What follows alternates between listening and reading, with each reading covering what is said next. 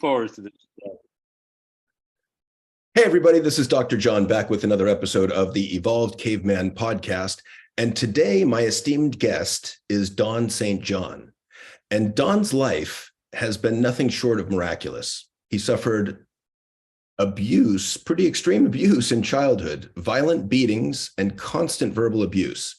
In his early 20s, he was incapable of feeling human connection, had poor impulse control, drank excessively, and had poor physical health.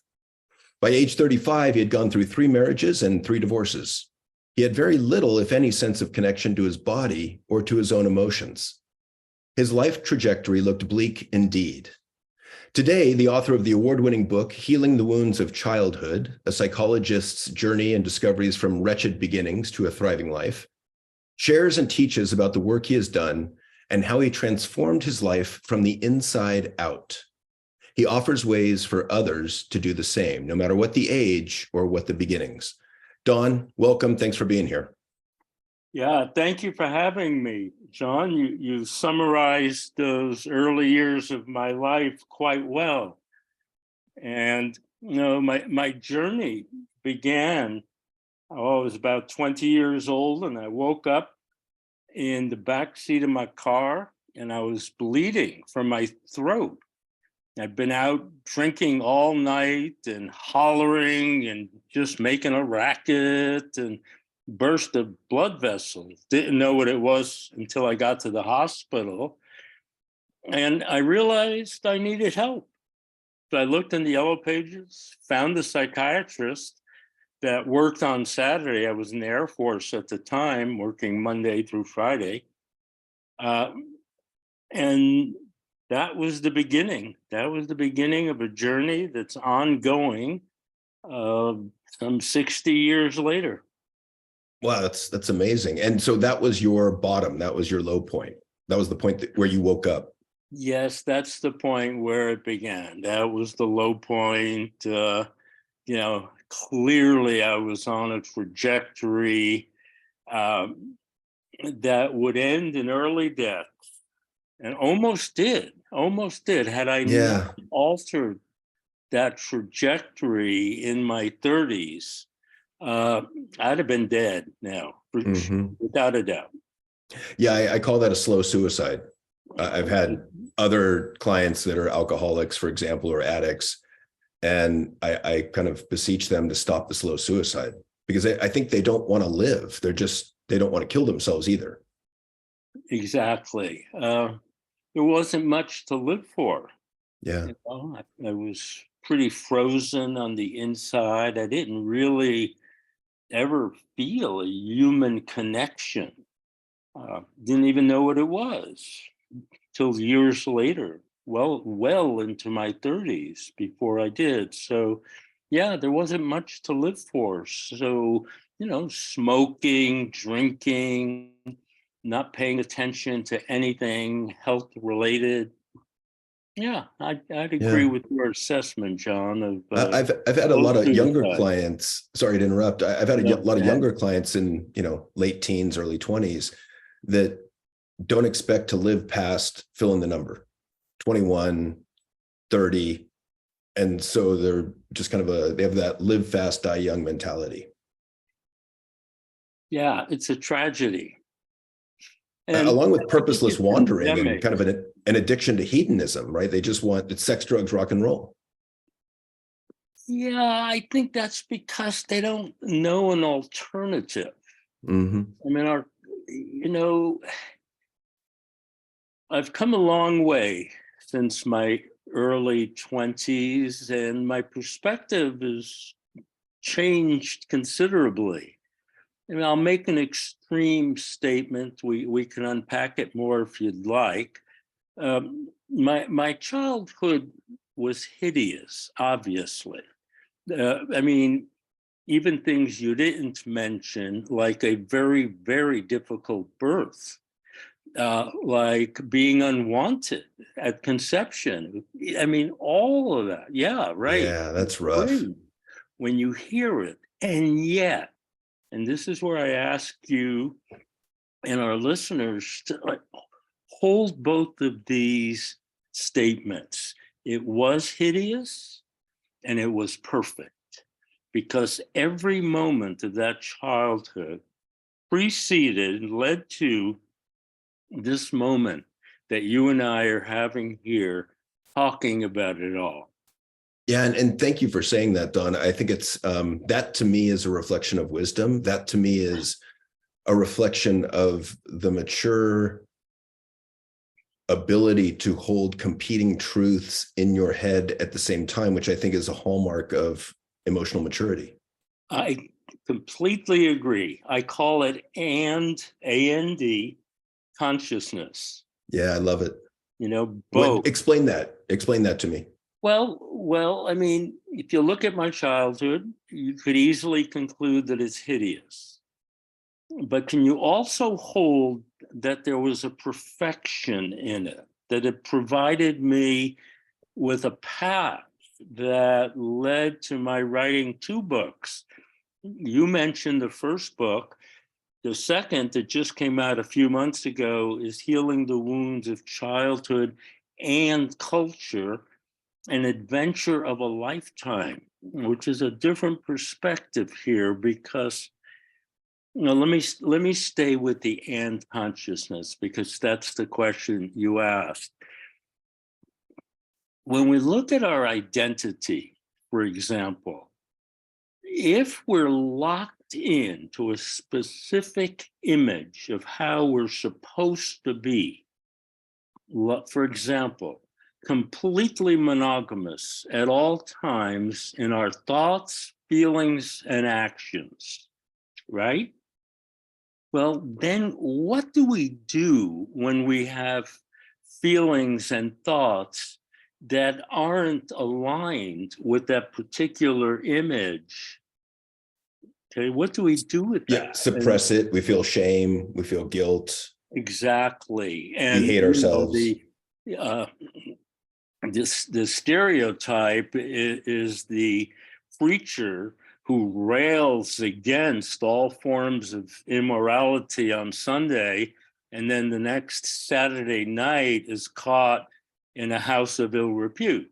Mm-hmm. Because, he can't integrate those sides. And that's what I mean by and.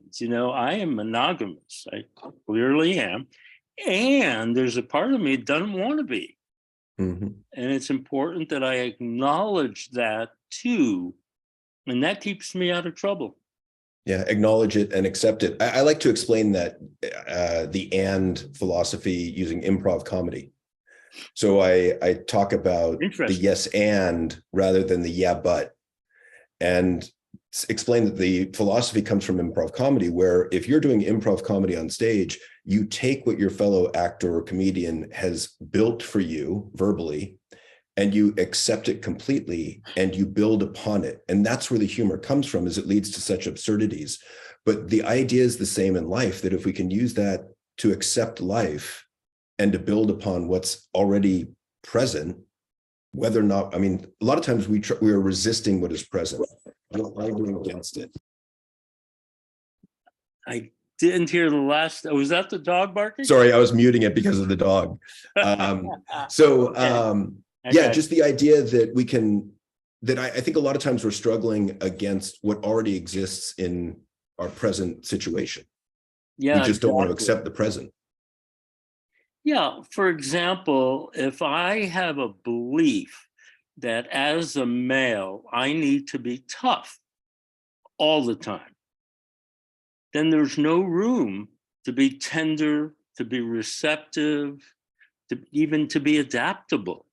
Yeah. Okay? I rigidify around an image. Mm-hmm. Okay? And in that process, negate my authentic experience. Yeah, and negate huge parts of yourself. Exactly. Which leads to illness, whether mental or physical.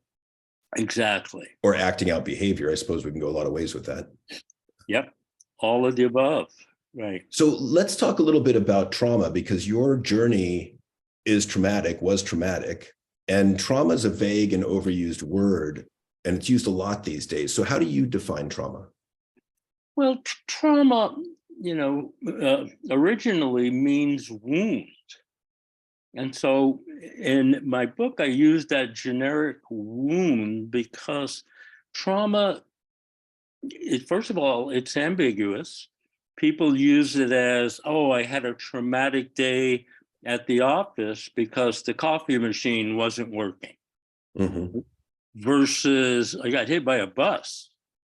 And, using the same word to describe those extremely different experiences, it can become confusing. And if you go in the literature, you'll come across concepts like shock trauma, big T trauma, little t trauma, developmental trauma, relational trauma, a lot of definitions. And what it basically means is we're wounded. We've been wounded. And the intensity, the magnitude of those wounds differ. Whoops. An Italian I think always talks with his hands, and I knocked the mic. And I'm Italian, so I can say that. I can get away with that. Fair enough. So here's one of my contentions, John. It's that we've all been wounded. I agree. And rather than use the medical model that, do you have trauma or don't you have trauma? Let's look at our wounds.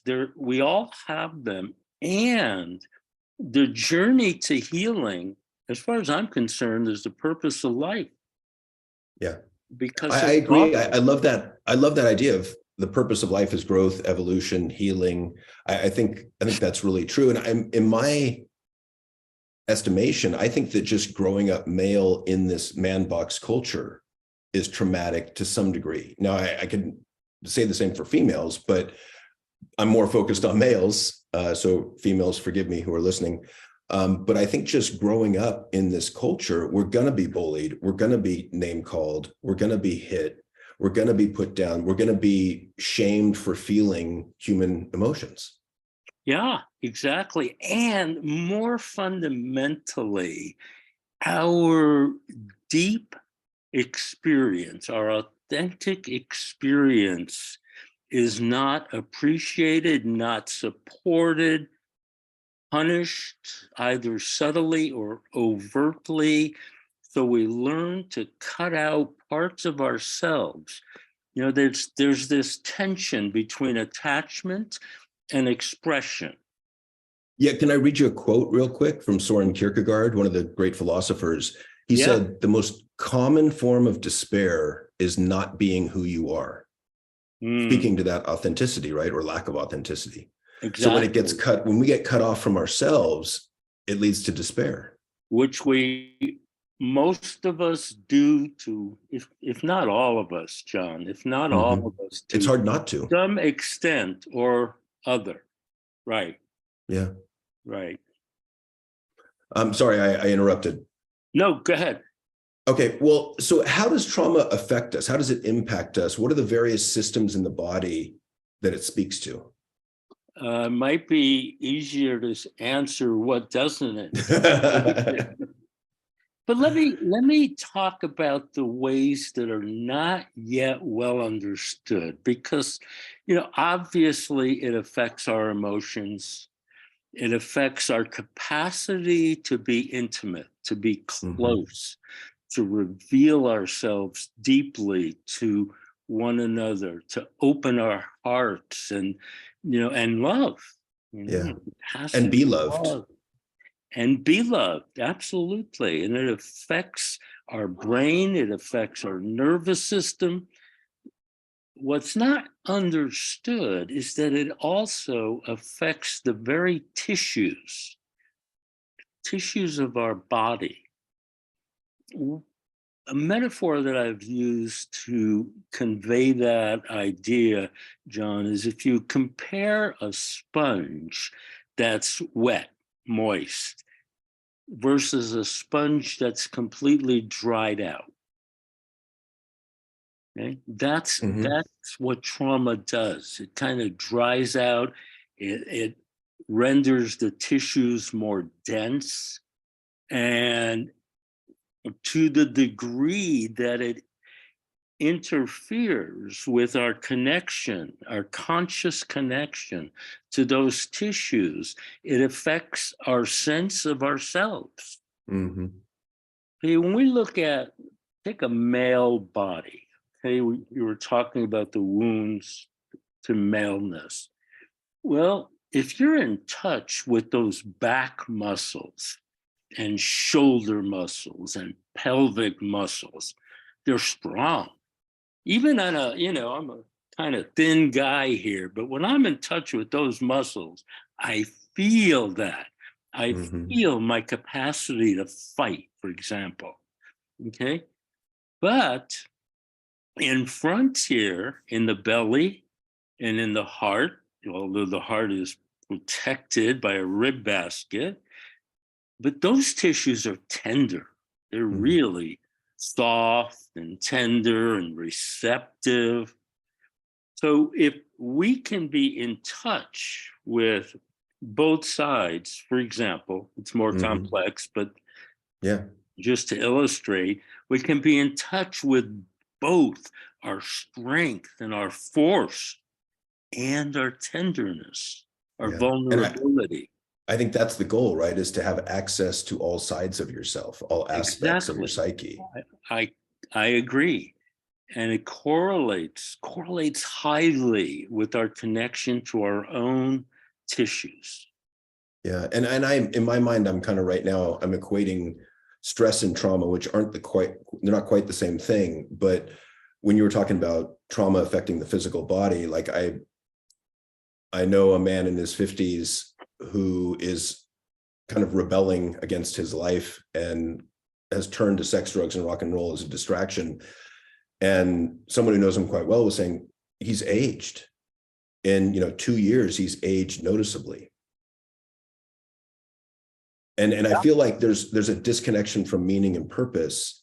And there's more of this wanderlust or shrugging off of rules and constrictions and control in an attempt to, I don't know, live life to the fullest or live a life of pleasure. And I just think, while that's tempting, I don't think it serves us in many ways. Uh, I think it misses the mark, How which, so? which, by the way, is one definition of sin.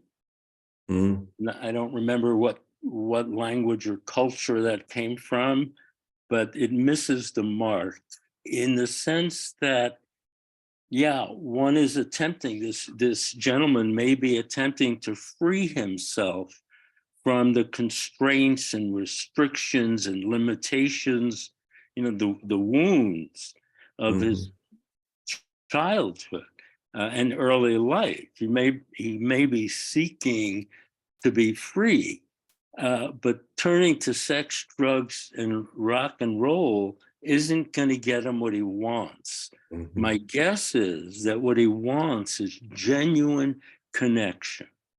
Mhm. It's the ability to, on one hand, to just love in your interactions with people. To love, I would add love and be loved, because I think we can struggle with both or either of those. Oh, I think you're absolutely right. I think one of the most difficult things for human beings is to really receive love. Absolutely. Someone asked I me, think how we do don't I? feel worthy of it. That's probably the single biggest issue, the single common denominator issue running underneath all the diagnoses Yeah. and many of the chronic physical health issues as well. Yeah. That Can I not interject feeling something there? worthy. So sorry, Yeah. I was in the shower this morning because this all revolves around inner child work to me. There's so much inner child work here that needs to be done. And so I've been working on it myself and was doing a little IFS work, internal family systems, And so I was meditating in the shower, talking to my 4-year-old who, didn't feel worthy because he got yelled at by a mom. And so I was having a conversation with my 4-year-old self, just saying, hey, look, I understand you were hurt. You're safe now. You're with me. I'll take care of you. I love you. You are worthy. You're worthy of love. You're worthy of giving love. You're worthy of receiving love. You're worthy of success. You're worthy of happiness. You are fucking worthy. Mm. And just trying to have these ongoing conversations to get him to let go and relax and understand that he is in fact worthy of many things, love being one of them. Yeah, that's beautiful. He's a very fortunate 4-year-old because, as I said, I think every other issue is built on that profound feeling of not being worthy. Yeah. And that comes from parts of self being rejected. Yeah. Or not being met. I think one of the things. Let me pause you there for a second, because one of the things I wanted to get to, because I think obviously this is not an issue with us, but I think it's an issue with 85% of the population at least. So my experience has been that trauma largely operates outside of our conscious awareness. So how do we begin to become aware of the trauma in ourselves? How do we make that conscious? Well, I think the way it usually happens is some suffering, whether it's an illness, a divorce, distress in a relationship. In my case, waking up in the back seat of my car. I was in the back seat because I let somebody else drive for one of the few times that I did that. And that was enough to say, wake up. And let me ask you this. So I agree that I think life does this to us all, cuts us off at the knees and forces us to experience some really tremendous pain and suffering. And I think those are great wake up opportunities because we get humbled and because it puts us in a position where we are willing or forced to ask for help and forced to introspect. So how do we begin to heal from these traumas? Let me count the ways. What are some of your favorites? Put it that way, because there are a number of ways. Yeah, there are. Beginning with simple self-reflection and an attempt to understand what the beliefs are that I formulated out of those traumatic experiences. For example, the belief that I really don't deserve to be loved. Yeah. But I think, I boiled it down to 4 areas in my second book. We have to look at the body, or more specifically, our connection to our body. There was a philosopher turned somatic practitioner by the name of Thomas Hanna. Don't know if you've heard of him. No. Have you heard of the Feldenkrais method? Yes. Okay. Hanna brought Moshe Feldenkrais to this country. Gotcha. Took his first training and went on to develop his own somatic work. Now, Hanna was a philosopher by trade. He was chairman of the Department of Philosophy at the University of Florida, Gainesville. Wow. And his philosophy led him to an understanding of the body that's still pretty not discovered yet. And that is, the body has 2 sides. See, I look into this monitor, John, I see your body. I see your shining skull and majestic quality. I see your shoulders.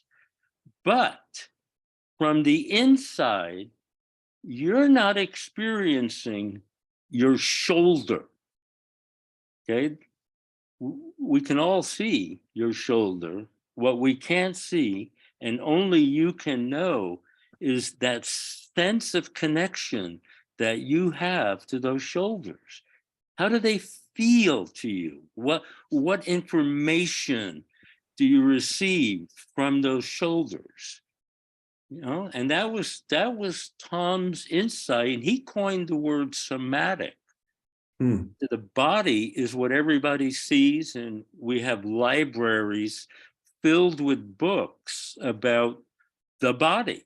It sounds like our sense of interoception, which is our sense of the internal workings in our body. Yeah, yeah, yeah.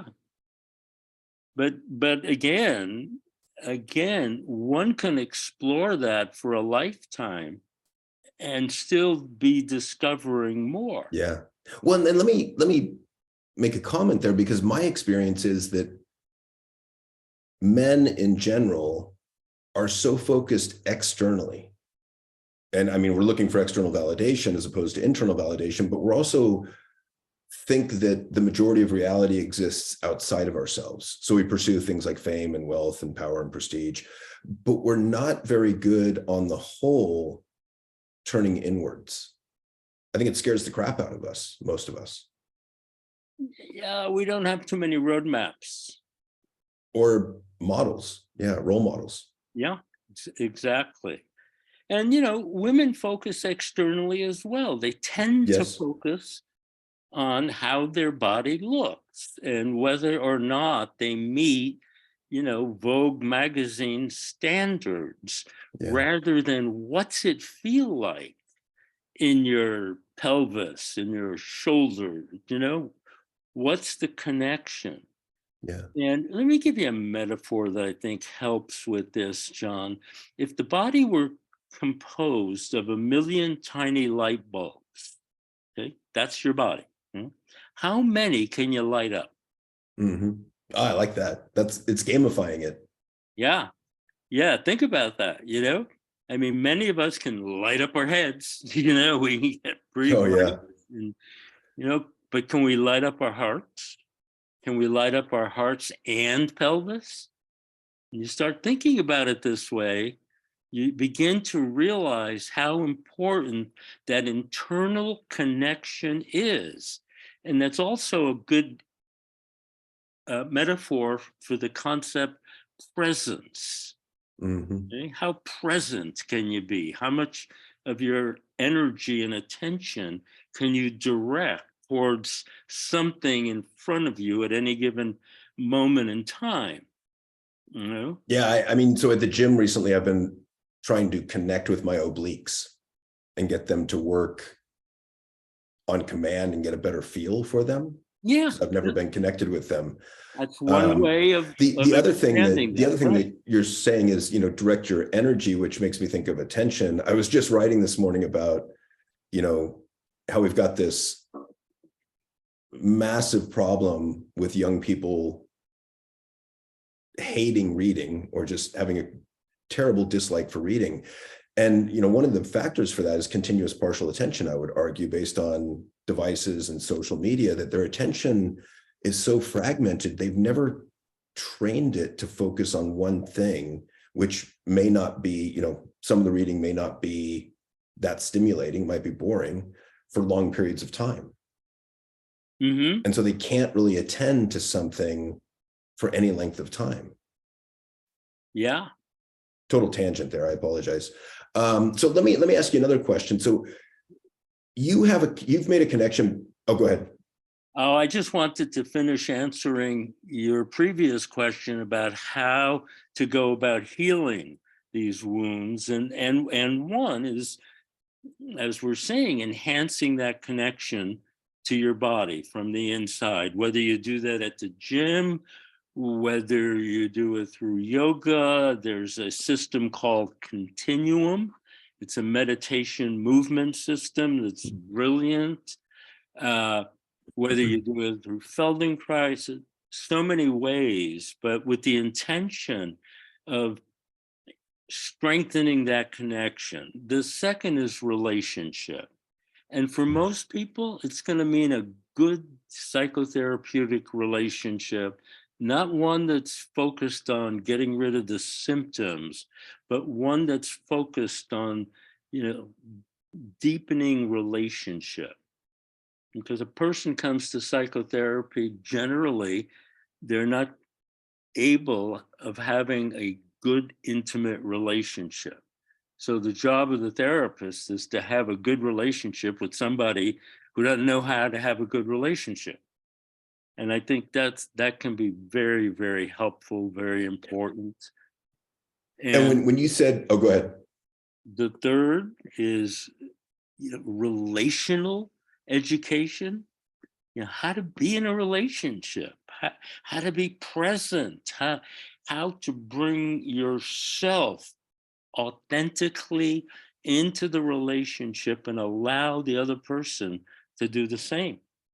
Yeah. And when you said relationship, at first I was thinking, oh yeah, healing within relationship, because one of the ideas I love is that there's certain wounds that we have that can only be healed while in relationship, because they don't show up unless you're in relationship. And then you have to be in relationship with someone who's willing to work with you in order to heal certain traumas.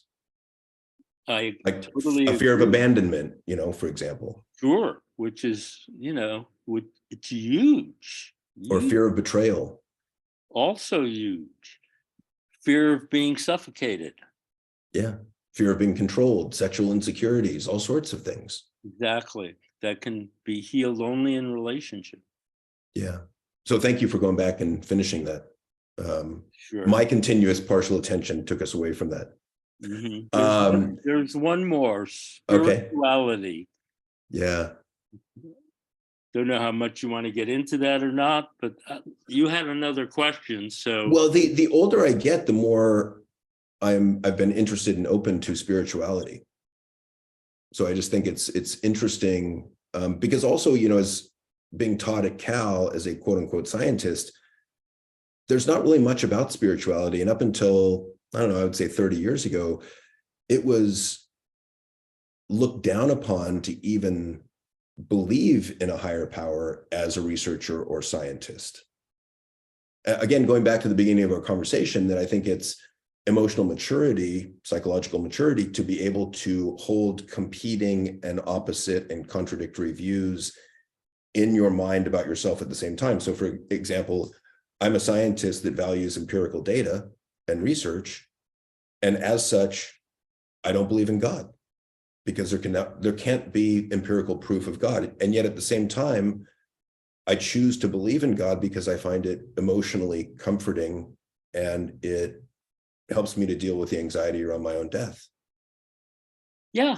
And, if you're fortunate, you have life experiences that make it very hard to not believe in a higher power, higher than me, higher Yeah. than my own, rational apparatus, that there's some force, some intelligence, some connectedness, okay, that influences me, that's beyond me. I can tell you a brief story if you'd like. Please. Okay. Um, Back in 2001, our health insurance company canceled the policy in the state of Washington and told us, to go shop. Okay, had a trip to Albuquerque, both my wife and I. Our church was going into court to contest its right to use our sacrament in its services. And that was the first day of a 5.5-year court process that culminated in a Supreme Court decision, but we can answer that in a minute. On the way to the airport, we put an application for a new health policy in the mail. Okay? 2 nights later in Albuquerque, New Mexico, as I was getting ready for bed, I had a severe heart attack. I was 59 years old. I'll be 80 next month. I was 59 years old, and the pain was in my solar plexus. I checked my chest, no pain. It was all down in my solar plexus. And it was extreme. I couldn't lie down. I couldn't stand up.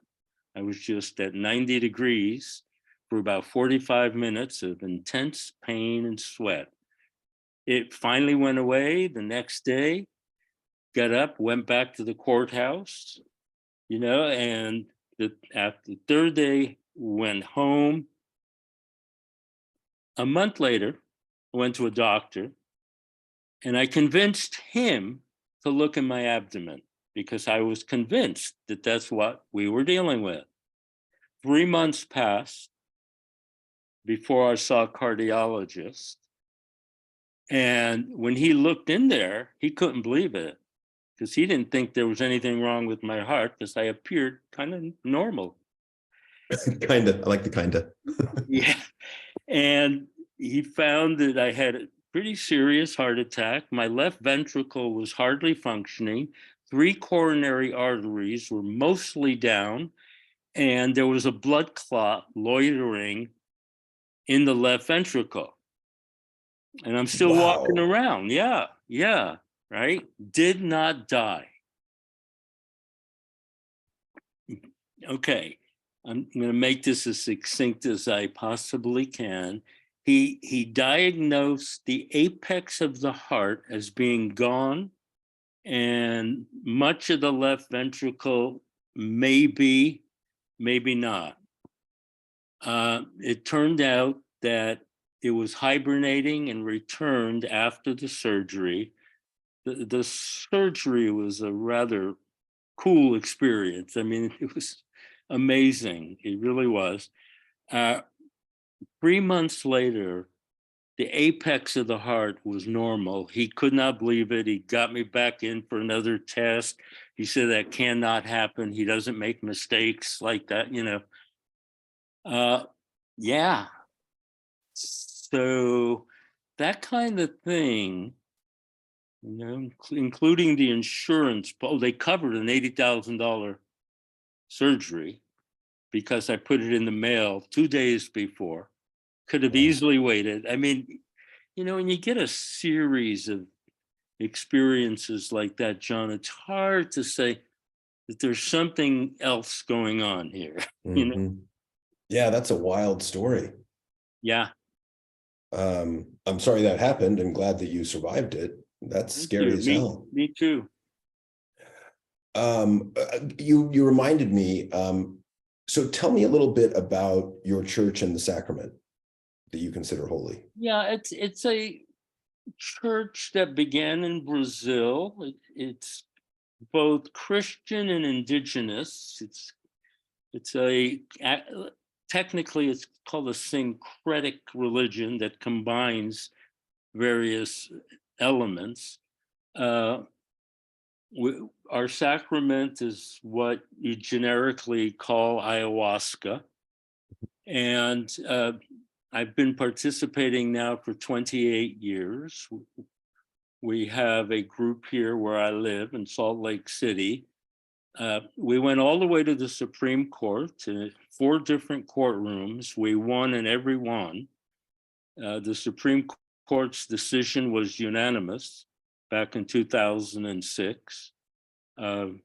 Yeah, what else can I tell you about it? Yeah, that's an incredible story too. I think the reason I wanted to bring it up is because I think that's a 5th avenue to healing trauma, psychedelics.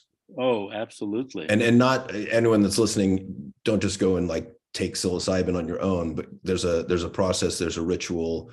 I think there's rules that you want to follow. Yeah. What are your thoughts on that, Don? Absolutely. Well, I took it on my own back in the 60s when I was in graduate school.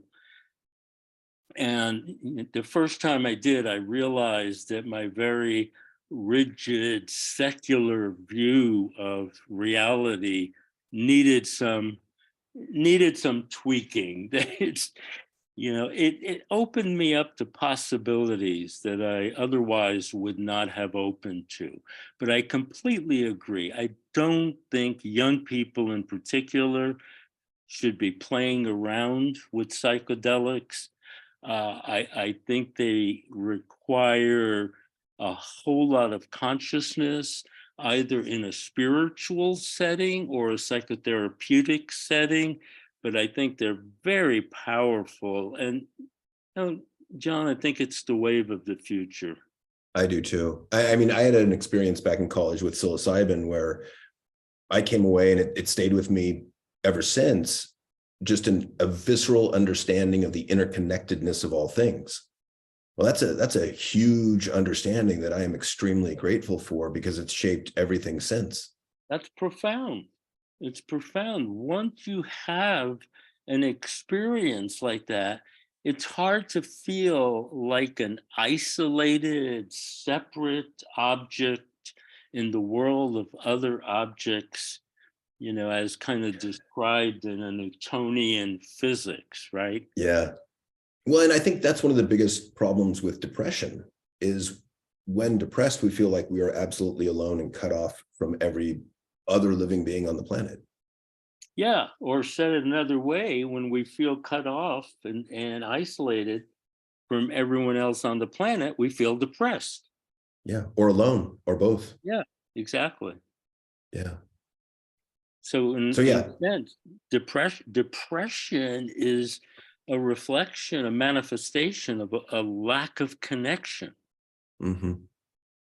Yeah.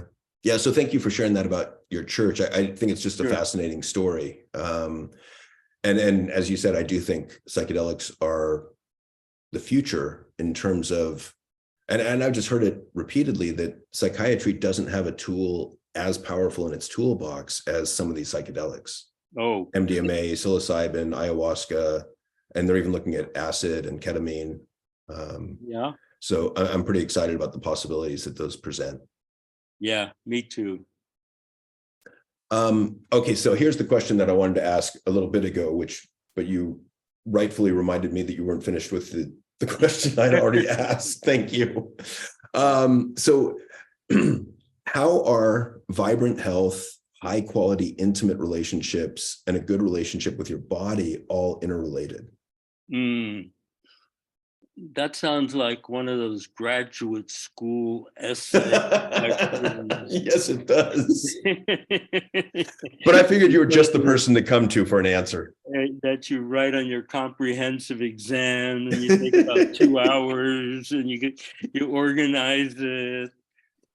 But look, stress affects our health.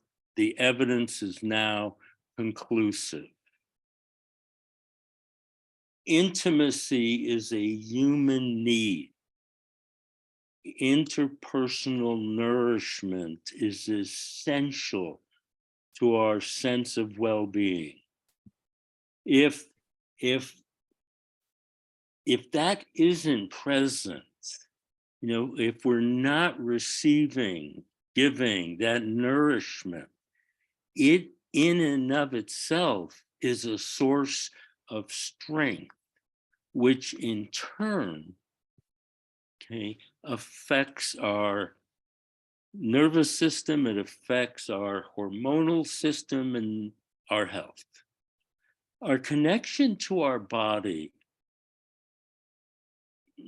I was reading a book recently, and the author, I'm not going to mention his name, but he's very well known in the field of trauma. And he was saying he had an experience with his wife, or, she disappointed him. She was supposed to pick him up at the airport, and she spaced out the time. And he said it took him 24 hours to let it go, to get over that. And I thought about that. I'm now able to get over something like that in 24 minutes at the most, and sometimes 24 seconds. Mm-hmm. And here's a man, clearly he's done his work, he's an expert in the field. Why is it taking him 24 hours? What could be the difference? And my guess is that I've put much, much, much more attention on my bodily tissues, my muscles and connective tissues, which in turn allows me to release, okay, the effects of the wound is a contraction. We contract, you can feel it. Mm-hmm. right? And what's being called for is let it go, let it go. But if those tissues are tense, held, dense, it's harder. It takes more effort. How'd I do on that essay test? Great. I mean, it seems to me to speak to the idea of resiliency, which I define as, I mean, at least on a physical and physiological level, as the ability to return back to a normal resting rate, resting heart rate, resting breathing rate, resting Exactly. pulse as quickly as possible. Exactly. And part of that And is predicated on physical health. Part of that is predicated on what you do to relax yourself and let it go psychologically. yeah, both. But again, those tissues are a big factor in the ease in which, okay, let's assume that you have the psychological wherewithal to say to yourself, okay, she messed up. It does not mean she's abandoning me. She loves me. I know it. Let's let this go. Okay. So, assuming the psychological wherewithal, the tissues have to cooperate. Mm-hmm. Check out the work, John, of a woman named Emily Conrad, Conrad. She passed about 8, 9 years ago. But she came along and she said, you know what? The body is some 70% water. We all know that as a biological fact. What she did with that was say, if it's water, how does water move?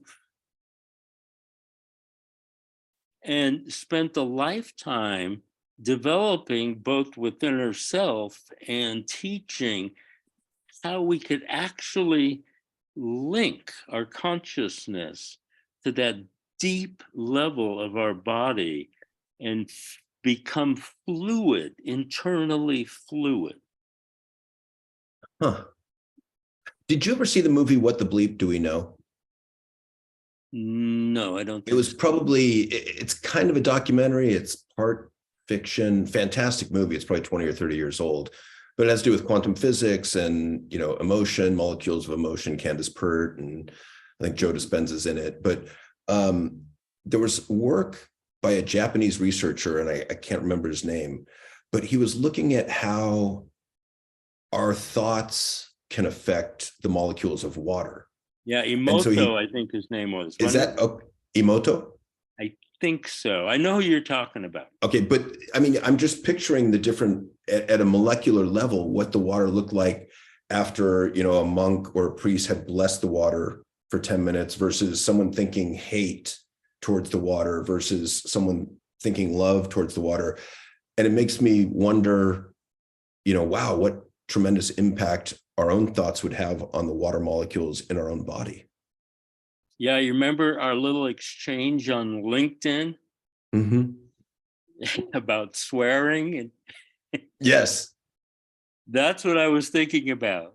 Yeah. And, you know, I don't believe it's the word itself. You know, I don't believe it's a combination of letters, you know, because LUCK, luck, change one letter and all of a sudden it's a word. But But I do believe, yeah, but I do believe the energy that yeah. we imbue the word in affects the water. That's the research that I was referring to, Yeah. you know? And I do swear a lot, and I try to swear on the positive Yeah, side. yeah, I know. I picked that up in your post. Yeah. So yeah, I'm so fucking proud of you, for example. So the energy behind that is different. Partly I do that because we don't receive compliments well at all. So I'm trying to break into someone's psyche. Right, right. Partly because I want to magnify the intensity of that positive emotion for them. Yeah. I want to wake them up to the extent I can. Mm-hmm. And I think it's just, I think it's different than when it's done with a, yeah, that harsh negative energy, because the water, our bodies are recording it, yeah, yeah, and so is the other person's. yeah, yeah. So we only got a few minutes left. So can you give me some key insights and practices to build an extraordinary relationship in 5 minutes? No pressure. You must And heal the world at be the a same college time. professor, huh? Yeah, great essay type questions in 5 minutes. Well, what are some practices to build a better relationship? I'll simplify it. Yeah, I get the question, and I want to see, what's the best answer I can give you. I think it has to do with be willing to take the risks to let yourself be sincerely known. But Don, that's fucking terrifying. Yes, it is. It is. And again, it's a practice. It's not an all or nothing, because in that practice, we reveal ourselves to ourselves, Yeah. as well as to the other. And if that can go both ways, and there's another image I talk about in my book, and a woman named Maywan Ho said that the water was structured in the following way: maximum independence and maximum cohesion. And she used the metaphor of a jazz band, everybody playing their own, doing their own thing, but doing it in harmony and cohesion with the whole. And in a relationship, I think it's a dance between maximum closeness and maximum freedom. Yeah. Right? And it's like it moves, it's dynamic, because if it's always maximum closeness, you've got a codependent relationship that feels a little suffocating and is always fraught with resentments. And if you have just maximum freedom, it's empty in the sense that there's not enough closeness. There's no relationship potentially. Yeah. So to be able to hold that's another one of those and things that we spoke about earlier, that you can be free in that relationship and very, very close at the same time. Yeah, And, I love that. not keeping secrets, letting ourselves be known, Yeah. No, and being, and listening, practice listening. and I would add to that, listening non-defensively. That is huge. And Yeah. that takes some practice, right? I mean, Uh-huh. and consider that anytime you're trying to explain what you were thinking or what you were doing, to some extent, that's being defensive. And it's hard not to do, to just say to your partner, I hear you. I understand. I'm sorry I hurt your feelings. Mm-hmm. Period. Yeah. Yeah. If you're listening defensively, you're not listening. You're defending to that degree. Yeah. I think that's the best I can do in 5 minutes. I think it's great. So thank you. So do me a favor and share with the listeners the titles of your 2 books and where they can find you. Okay. Let me just share the second book, because it's a revision of the first, and it's just a better book all around. Healing the Wounds of Childhood and Culture, an Adventure of a Lifetime, with many, many rewards in that adventure. And where can you find that? Where can I find that? Amazon, Barnes and Noble, bookstores, they can all order it. on my website,